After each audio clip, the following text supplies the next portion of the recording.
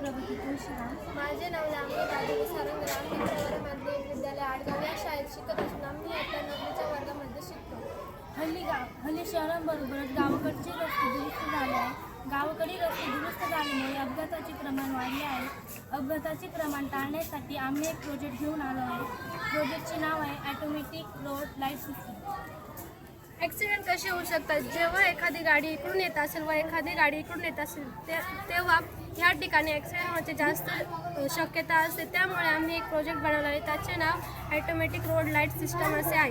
ह्या प्रोजेक्टद्वारे जेव्हा एखादी गाडी इथून येईल तेव्हा ती स्पीड ब्रेकर क्रॉस करेल तेव्हा आपोआप बझर वाजेल की आणि समोरच्या गाडीला जेव्हा कळेल की समोरून एक गाडी येत आहे तेव्हा समोरची गाडी स्पीड कमी करेल व या ठिकाणी ॲक्सिडेंट होणार नाही. अशा प्रकारे ॲक्सिडेंट टाळण्यासाठी आम्ही हा प्रोजेक्ट बनवला आहे.